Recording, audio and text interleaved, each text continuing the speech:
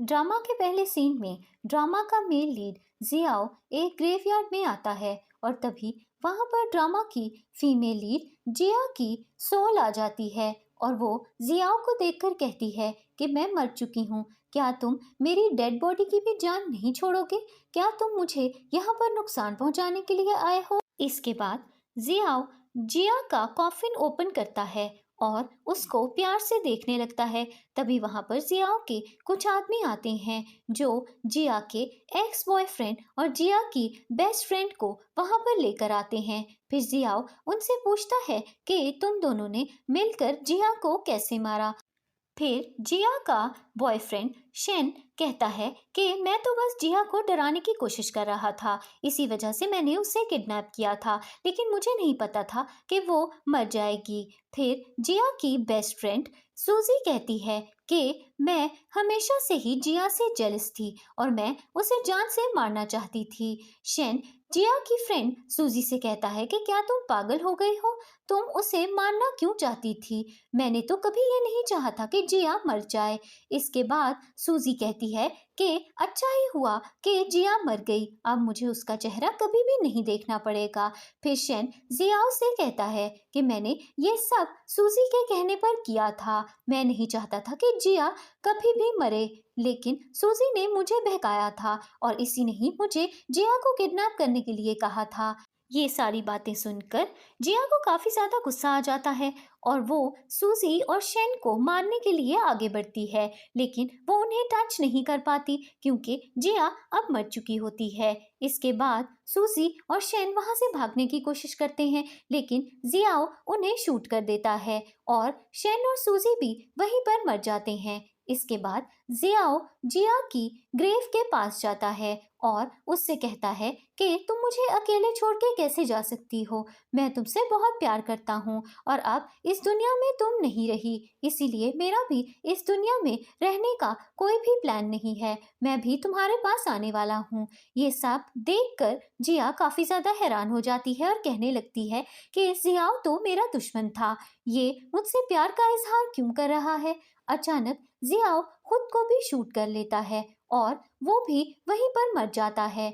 इसके बाद जिया अचानक 5 साल पहले की जिंदगी में चली जाती है और उसे ये बात रियलाइज होती है कि वो रीबॉर्न हो गई है।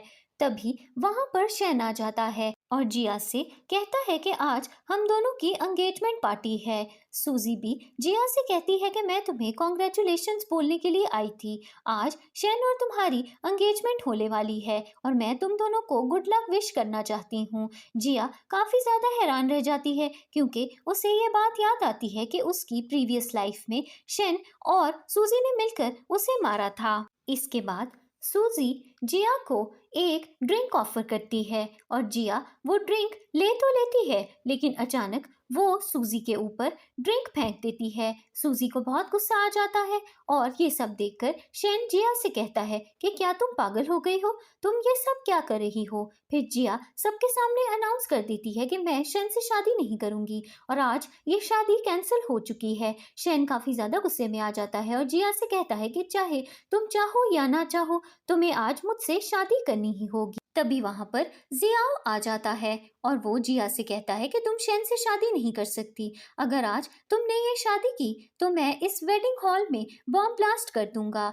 जिया सोचने लगती है कि उसकी प्रीवियस लाइफ में भी कुछ ऐसा ही हुआ था। फिर एक फ्लैशबैक सीन दिखाया जाता है जिसमें हम देखते हैं कि जिया की पिछली जिंदगी में जब शेन और जिया की एंगेजमेंट पार्टी होती है तो जियाओ इसी तरह पार्टी में आया था और उसने धमकी दी थी कि वो वेडिंग हॉल में बॉम्ब ब्लास्ट कर देगा, लेकिन जिया उस वक्त शेन की सच्चाई नहीं जानती थी और वो शेन से बहुत प्यार भी करती थी।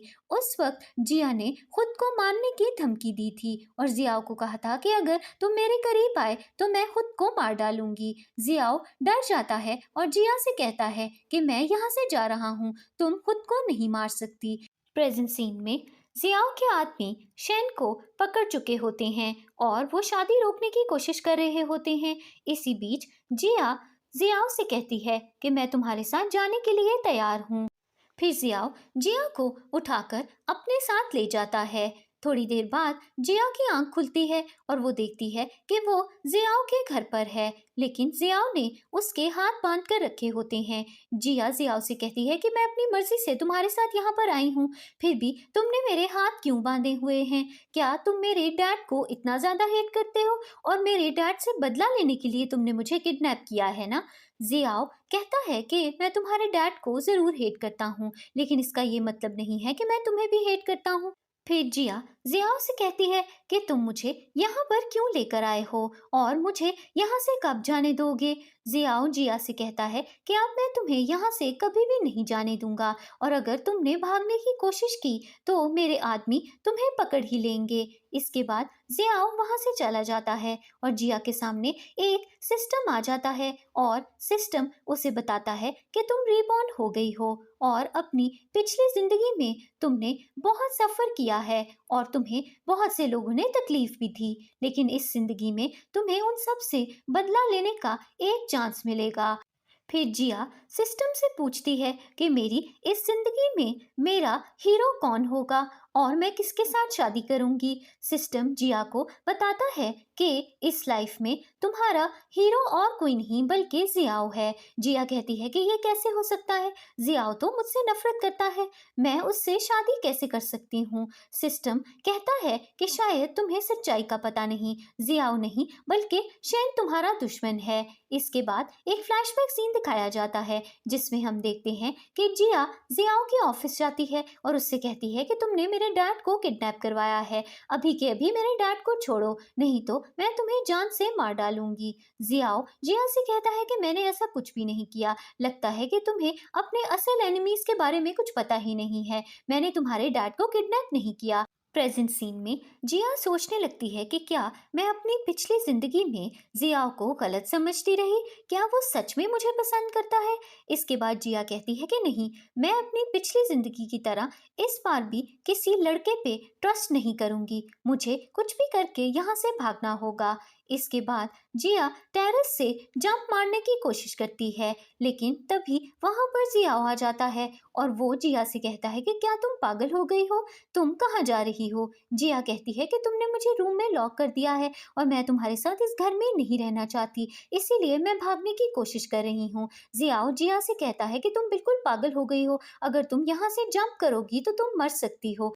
इसके बाद जियाओ जिया को बचाने के लिए उसकी तरफ बढ़ता है, लेकिन अचानक जिया और जियाओ दोनों टेरेस से नीचे गिर के एक स्विमिंग पूल में गिर जाते हैं। फिर जियाओ जिया को स्विमिंग पूल से निकालता है और कहता है कि क्या तुम ठीक हो? जिया जियाओ को बताती है कि मैंने तो सेफ्टी रोप पहन रखी थी और अगर मैं गिर भी जाती तो भी मुझे चोट नहीं आती, तुम्हें मुझे बचाने के लिए मेरे पीछे आने की क्या जरूरत थी? फिर जिया हंसने लगती है और जियाओ कहता है कि तुम्हें इतनी सीरियस सिचुएशन में भी हंसी आ रही है, तुम बिल्कुल पागल हो गई हो। फिर जिया अपने रूम में वापस चली जाती है और सोचने लगती है कि क्या जियाओ सच में मुझे इतना पसंद करता है? मेरी पिछली जिंदगी में भी जब मैं मर गई थी तो जियाओ भी मेरे पीछे पीछे मरने के लिए वहां पर आ गया था और फिर उसने खुद को शूट भी कर लिया था। इस जिंदगी में भी मुझे लगता है कि वो मुझे बहुत ज्यादा पसंद करता है। तभी जिया को शेन की कॉल आती है और वो उससे कहता है कि क्या जियाओ तुम्हें तंग तो नहीं कर रहा? जिया कहती है कि तुम्हें फिक्र करने की जरूरत नहीं है, मैं सब हैंडल कर लूंगी और जल्दी ही घर भी वापस आ जाऊंगी। फिर शेन जिया को कहता है कि मैं तुमसे मिलना चाहता हूँ, कल कॉफी शॉप में आकर मुझसे मिलो, मुझे तुमसे कोई जरूरी बात करनी है। इसके बाद शेन कॉल कट कर देता है और वो सूजी से कहता है कि मैंने तुम्हें पहले ही कहा था ना कि जिया मुझसे बहुत ज्यादा प्यार करती है और मेरे एक बार बुलाने पे वो मुझे मिलने के लिए जरूर आएगी, और देख लेना वो जियाओ को छोड़कर मेरे पास वापस भी आ जाएगी और जब मैं उससे उसकी कंपनी के 20% शेयर्स मांगूंगा तो वो भी मुझे आसानी से दे देगी। दूसरी तरफ जिया सोचने लगती है कि मेरी पिछली जिंदगी में शेन ने मुझे किडनैप कर लिया था और किडनैप करने के बाद उसने मुझे धमकी दी थी कि अगर मैंने उसे अपनी प्रॉपर्टी और एसेट्स नहीं दिए तो वो मुझे जान से मार देगा। इस जिंदगी में वो मुझे पागल नहीं बना सकता, मैं उससे बदला लेकर रहूंगी। अगले दिन जिया शेन से मिलने के लिए कॉफी शॉप की तरफ जा रही होती है, लेकिन रास्ते में कुछ गुंडे उसे किडनैप कर लेते हैं। थोड़ी देर बाद जिया की आंख खुलती है और वो देखती है कि वो किडनैप हो चुकी है और वो गुंडों से कहती है कि तुम लोगों ने मुझे क्यों पकड़ा है। एक गुंडा जिया से कहता है कि हमें किसी ने तुम्हें पकड़ने के लिए बहुत सारे पैसे दिए हैं और वो जल्दी ही यहाँ पर आता भी होगा। थोड़ी देर बाद शैन वहाँ पर आ जाता है और जिया से कहता है कि जियाओ ने तुम्हें किडनैप करवाया है और मैं तुम्हें यहाँ पर बचाने के लिए आया हूँ। जिया शैन से कहती है कि तुम्हें झूठ बोलने की कोई ज़रूरत नहीं है, मैं जानती हूँ कि तुमने मुझे किडनैप किया है और तुम मेरी कंपनी के शेयर्स मुझसे हासिल करना चाहते हो। तुम अब नाटक बंद क्यों नहीं कर देते और जियाओ पर झूठा इल्ज़ाम मत लगाओ। अगर तुम्हें मेरी कंपनी के शेयर्स चाहिए तो तुम डायरेक्टली मुझसे कह सकते हो, तुम्हें झूठ बोलने की कोई ज़रूरत नहीं है। शैन जिया से कहता है कि तुम में इतनी ज़्यादा हिम्मत कैसे आ गई? पहले तो तुम हमेशा खामोश रहा करती थी और मैं तुम्हें कुछ भी बोलता था तो तुम चुप करके सुनती रहती थी।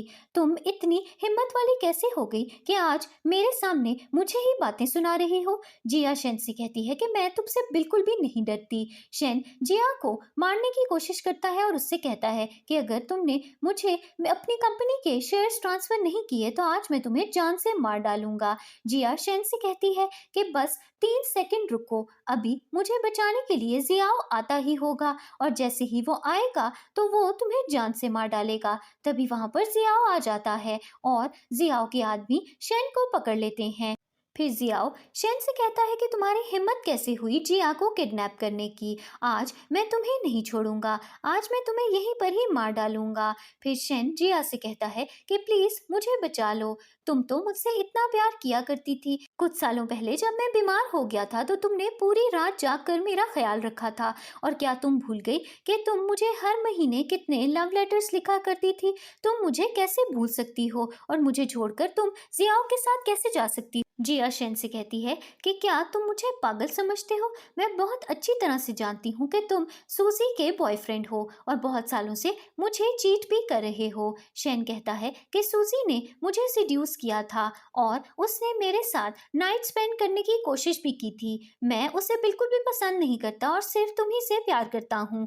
जिया शैन से कहती है कि तुम झूठ बोलकर थकते नहीं हो, मैं तुमसे नफरत करती हूँ और अगर तुम मेरी आंखों के सामने रहे तो आज तो मैं तुम्हें मार ही डालूंगी। फिर जियाओ के बॉडीगार्ड्स शैन को वहां से लेकर चले जाते हैं और जियाओ जिया से कहता है कि तुम्हें इसे मारने की कोई भी जरूरत नहीं है। मेरे बॉडीगार्ड्स आज रात शैन को इतना मारेंगे कि वो फिर से तुम्हें तंग करने की हिम्मत नहीं करेगा। फिर जिया जियाओ को थैंक यू बोलती है और कहती है कि अगर आज तुम यहाँ पर नहीं आते तो मैं काफी ज्यादा मुसीबत में फंस जाती। जियाओ कहता है कि तुम मेरे साथ रहती हो, तुम्हें बचाना मेरी ड्यूटी है। इसके बाद जियाओ जिया को उठाकर घर ले जाता है।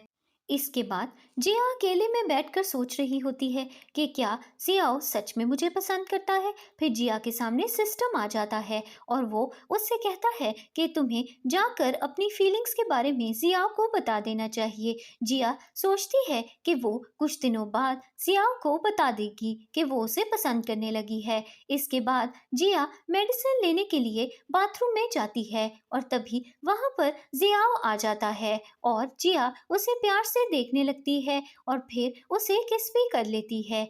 जियाओ भी बदले में जिया को किस करने लगता है, लेकिन अचानक जियाओ को याद आता है कि उसके डैड की डेथ हो गई थी और उसकी डैड के डेथ के पीछे जिया के डैड का हाथ था। प्रेजेंट सीन में जियाओ गुस्से में आ जाता है और वो जिया को पीछे हटा देता है। जिया उससे कहती है कि तुम मुझसे इतनी नफरत क्यों करते हो? जियाओ कहता है कि मैं जानता हूँ कि तुम्हारे डैड ने मेरे डैड को मारने की कोशिश की थी, इसीलिए मैं तुमसे नफरत करता हूँ।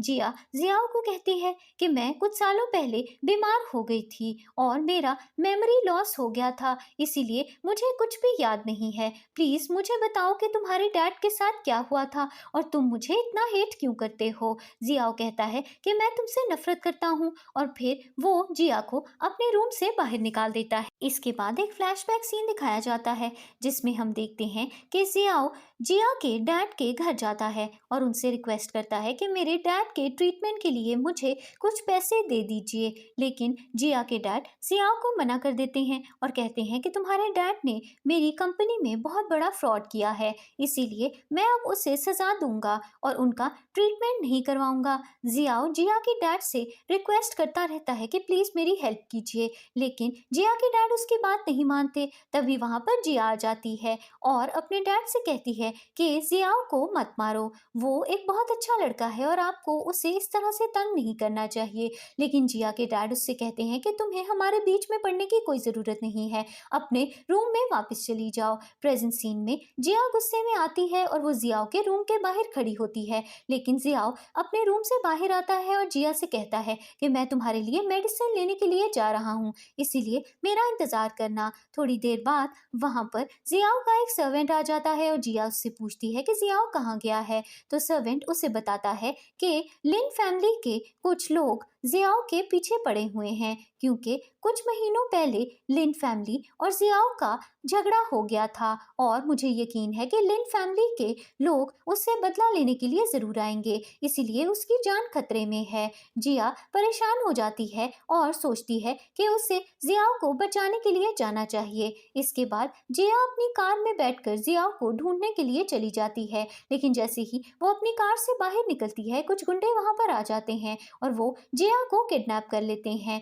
थोड़ी देर बाद जियाओ के पास भी वो गुंडे पहुंच जाते हैं और जियाओ उन गुंडों को मार गिराता है, लेकिन फिर एक गुंडा जियाओ को जिया की वीडियो दिखाता है और जियाओ ये देखकर हैरान रह जाता है कि जिया को उन गुंडों ने किडनैप कर लिया होता है। फिर जियाओ गुंडों से कहता है कि जिया को छोड़ दो, तुम लोग जो कहोगे मैं वो करने के लिए तैयार हूँ। दूसरी तरफ जिया अपने बंधे हुए हाथ खोल लेती है और गुंडों को धोखा देकर वहां से भाग जाती है।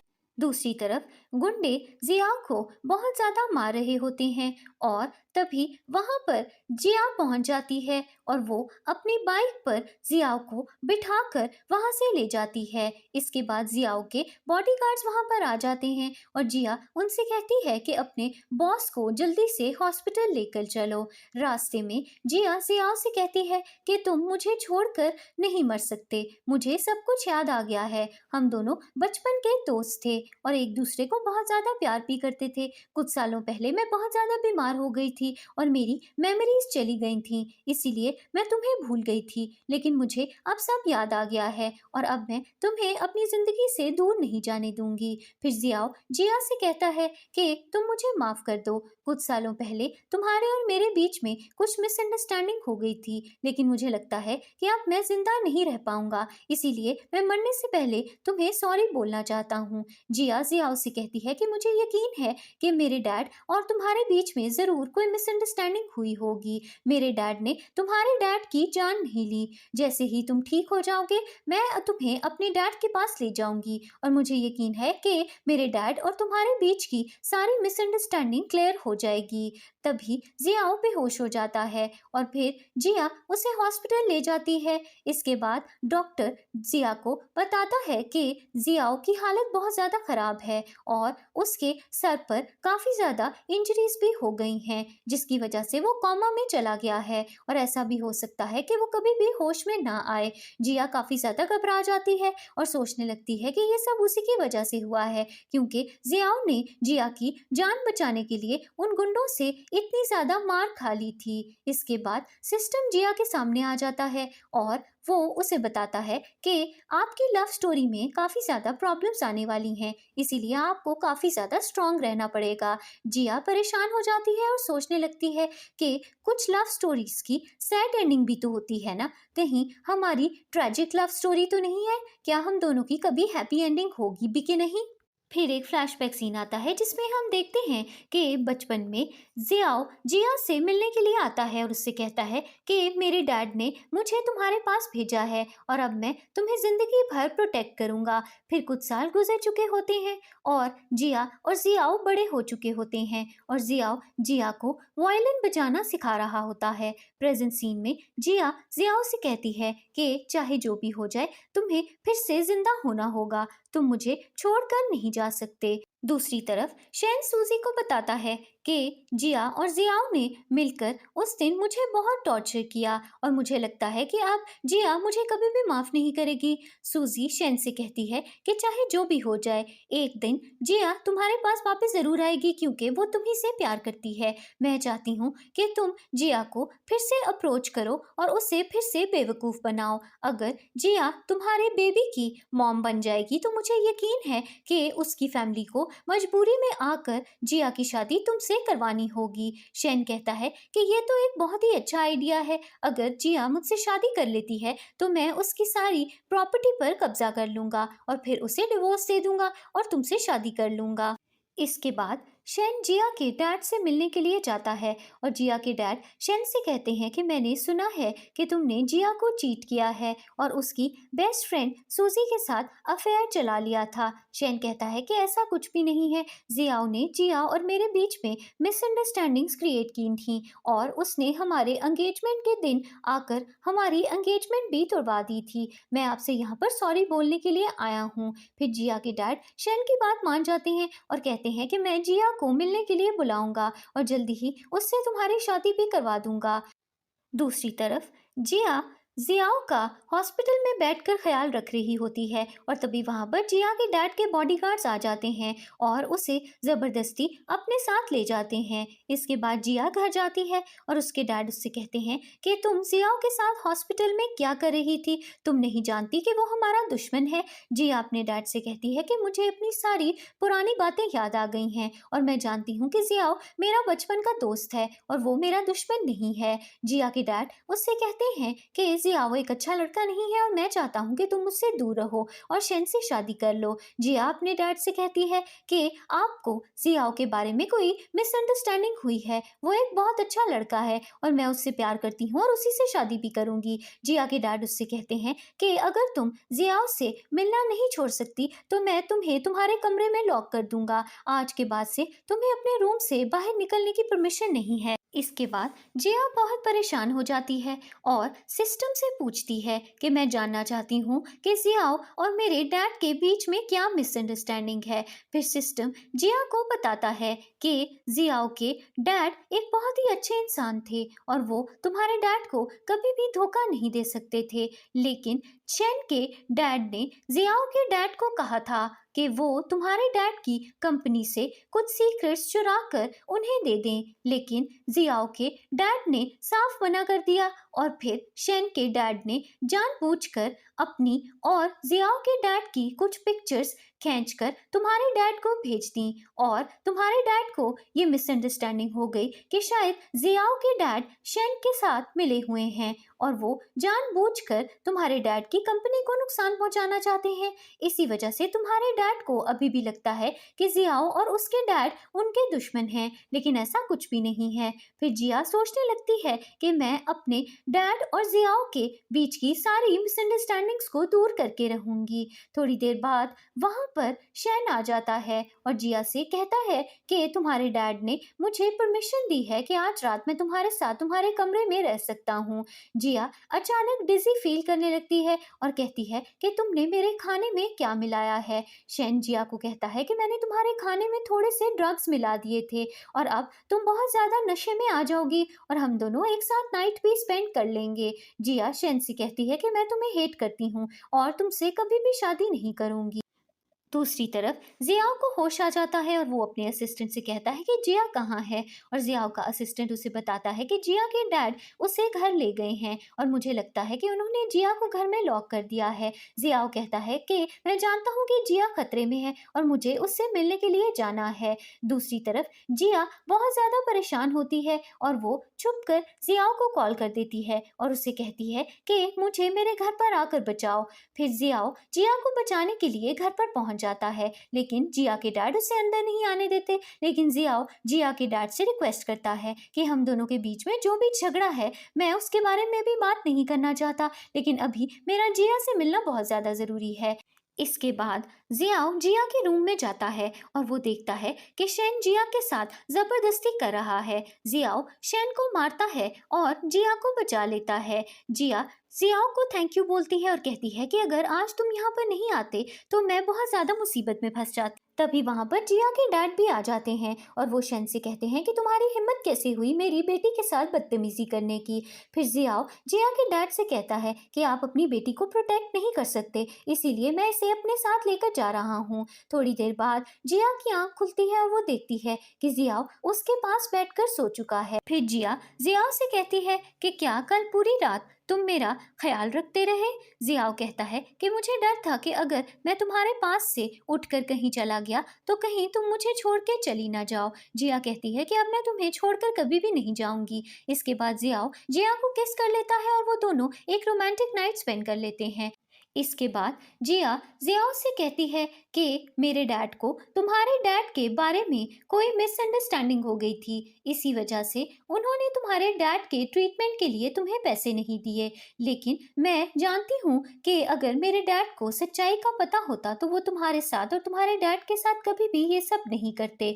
जियाओ जिया से कहता है कि तुम फिक्र मत करो, हमारे पेरेंट्स के बीच में जो भी कुछ हुआ है वो सब हमारे रिश्ते को कभी भी अफेक्ट नहीं करेगा और मैं हमेशा तुमसे प्यार करता रहूंगा। अगले दिन जिया के डैड अपने ऑफिस में बहुत सारे लड़कों को मिलने के लिए बुलाते हैं ताकि वो जिया की शादी किसी अच्छे लड़के से करवा सकें, लेकिन उन्हें कोई भी लड़का पसंद नहीं आता। तभी वहां पर जिया के अंकल का बेटा शाओ आ जाता है और जिया के डैड उससे मिलकर बहुत खुश होते हैं और उससे कहते हैं कि मैं तुम्हें कल ही अपनी बेटी से मिलवाता हूँ। अगले दिन जिया के डैड उसे एक पार्टी में बुलाते हैं और जिया वहां पर अपने पुराने फ्रेंड शाओ से मिलती है और उससे कहती है कि तुमसे मिले हुए मुझे कितना टाइम हो गया, याद है कि हम कॉलेज में कितने अच्छे दोस्त हुआ करते थे।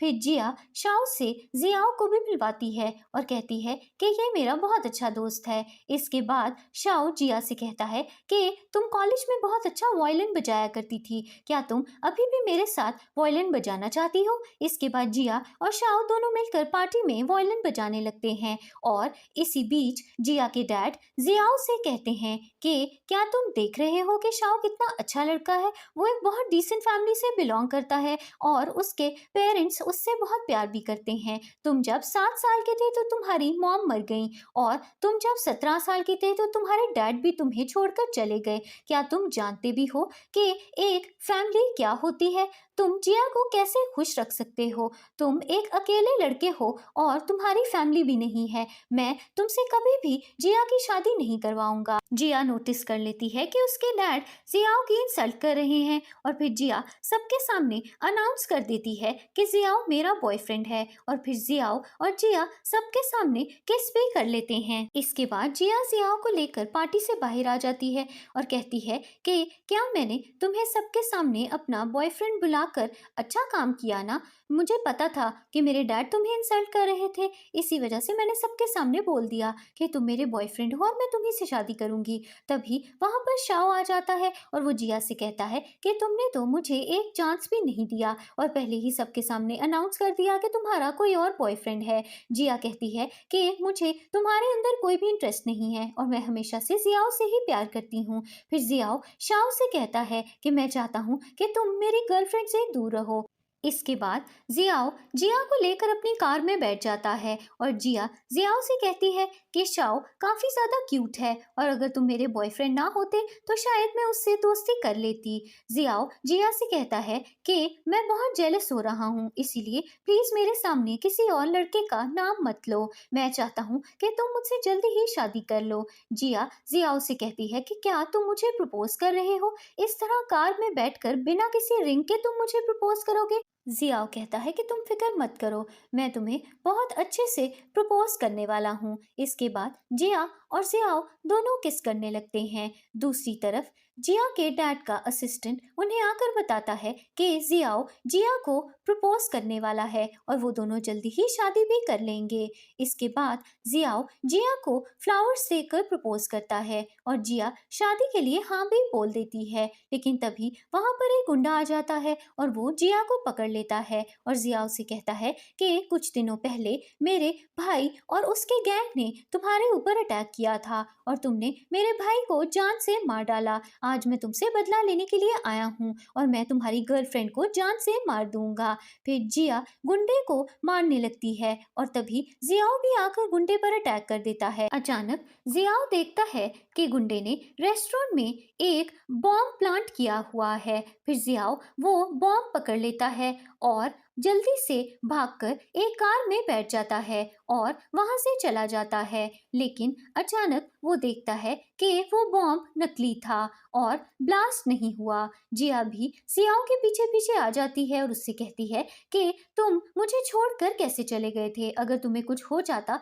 तो मैं क्या करती? जियाओ कहता है कि शुक्र है कि वो बॉम्ब नकली था और कोई भी ब्लास्ट नहीं हुआ। दूसरी तरफ जिया के डैड उस गुंडे को पकड़ लेते हैं और वो गुंडा जिया के डैड को कहता है कि जियाओ मेरा बहुत पुराना एनिमी है और मैं उसे जान से मारना चाहता था, इसीलिए मैंने आपकी बेटी को भी पकड़ लिया था। फिर जिया के डैड काफी ज्यादा गुस्से में आ जाते हैं और जियाओ को लेकर अकेले में बात करने के लिए चले जाते हैं। जिया के डैड जियाओ से कहते हैं कि तुम्हारे इतने सारे एनिमीज हैं और तुम्हें लगता है कि तुम जिया को प्रोटेक्ट कर सकते हो? तुम जिया से शादी करने के बिल्कुल भी लायक नहीं हो। इसके बाद जियाओ जिया से मिलने के लिए जाता है और उससे कहता है कि मैं तुमसे ब्रेकअप करना चाहता हूँ। जिया कहती है कि तुम बिल्कुल पागल हो गए हो, तुम मुझे छोड़ के कैसे जा सकते हो? लेकिन जियाओ जिया की बात नहीं सुनता और वो अपनी कार में बैठकर चला जाता है। जिया उसे फॉलो करती हुई उसके पीछे आती है, लेकिन जियाओ उसे छोड़कर चला जाता है और तभी वहां पर शाओ आ जाता है और जिया से कहता है कि क्या तुम ठीक हो? अगले सीन में सूजी जियाओ के एक एनिमी वांग से मिलती है और वांग सूजी से कहता है कि मैं चाहता हूँ कि तुम जियाओ के करीब जाओ और उसे फंसाने की कोशिश करो और उसकी एक प्राइवेट वीडियो बनाकर मुझे दे दो। मैं उसकी रेपुटेशन को खराब करना चाहता हूँ। दूसरी तरफ जिया अपने घर पर बैठकर सोच रही होती है कि जियाओ ने उससे क्यों ब्रेकअप किया और तभी सिस्टम आकर उसे बताता है कि जियाओ तुम्हें बहुत प्यार करता है, लेकिन उसे लगता है कि अगर तुम उसके साथ रही तो तुम भी खतरे में आ सकती हो, इसीलिए उसने तुमसे ब्रेकअप कर दिया है। अगले दिन सूजी जियाओ से मिलने के लिए आती है और उससे कहती है कि जू फैमिली ने बहुत सालों पहले तुम्हें और तुम्हारे डैड को फंसाया था और जिया और तुम्हारे डैड के बीच में मिसअंडरस्टैंडिंग भी क्रिएट की थी। जू फैमिली का बेटा वांग मेरा एक्स बॉयफ्रेंड है और वांग ने मुझे छोड़कर किसी और लड़की से दोस्ती कर ली है और मैं उससे बदला लेना चाहती हूँ। अगर तुम चाहते हो तो मैं वांग के खिलाफ बहुत सारे सबूत तुम्हें लाकर दे सकती हूँ। तभी वहां पर जिया आ जाती है और वो जियाओ और सूजी को देखकर बहुत ज्यादा गुस्से में आ जाती है। सूजी जिया से कहती है कि मुझे समझ नहीं आती कि जो लड़के भी तुम्हारे बॉयफ्रेंड्स होते हैं वो हमेशा मुझे पसंद क्यों करने लगते हैं। जिया बहुत गुस्से में आ जाती है और जियाओ को जाकर किस कर लेती है, लेकिन फिर वो फौरन जियाओ को जोर से थप्पड़ भी मार देती है और नाराज होकर वहां से चली जाती है। फिर जियाओ सूजी से कहता है कि मेरे पास तुम्हारी और वांग की चैट हिस्ट्री है और मैं जानता हूँ कि तुम मुझे यहाँ पर फंसाने के लिए आई हो, इसीलिए यहाँ से दफा हो जाओ।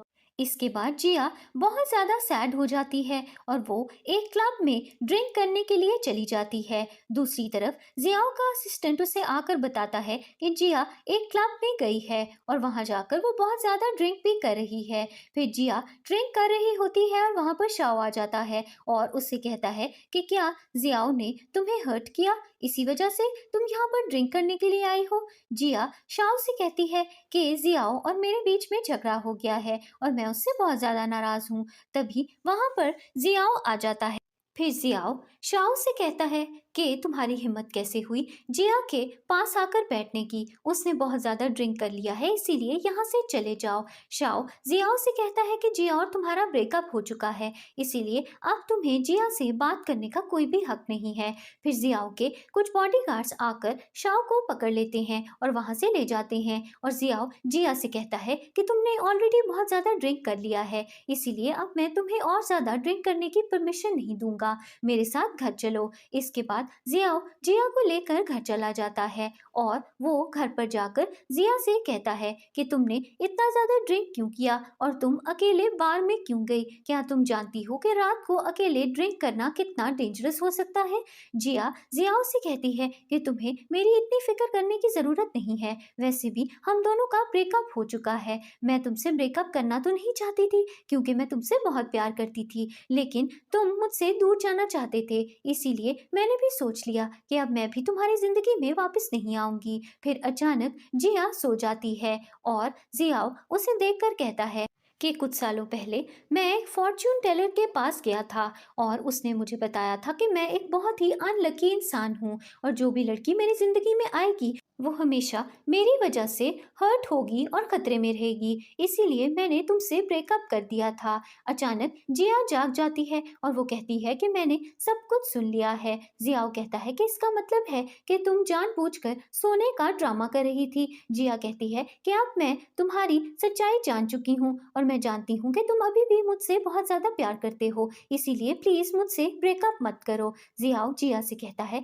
कि मैं भी तुमसे बहुत प्यार करता हूँ और तुमसे दूर नहीं जाना चाहता। इसके बाद जिया और जियाओ दोनों किस कर लेते हैं और वो दोनों एक रोमांटिक नाइट स्पेंड करते हैं। अगली सुबह जिया जियाओ से कहती है कि अब मुझसे प्रॉमिस करो कि तुम मुझे कभी भी छोड़ के नहीं जाओगे। तभी शाओ जिया को कॉल करता है और उससे कहता है कि कल रात मैं जानबूझकर तुमसे मिलने के लिए क्लब में आया था क्योंकि मैं चाहता था कि जियाओ मुझे देखकर जेलस फील करे और तुम दोनों की दोस्ती हो जाए। इसके बाद शाओ जिया को ये भी बताता है कि जिस दिन जियाओ तुम्हें रेस्टोरेंट में प्रपोज कर रहा था और वहां पर एक गुंडा आ गया था जिसने बॉम्ब प्लांट भी किया हुआ था, वो नकली गुंडा था और उसे तुम्हारे डैड ने ही भेजा था। जिया गुस्से में आ जाती है और वो जियाओ से कहती है कि ये मेरे डैड और मेरा मामला है और मैं अपने डैड से अकेले जाकर ही इस बारे में बात करूंगी।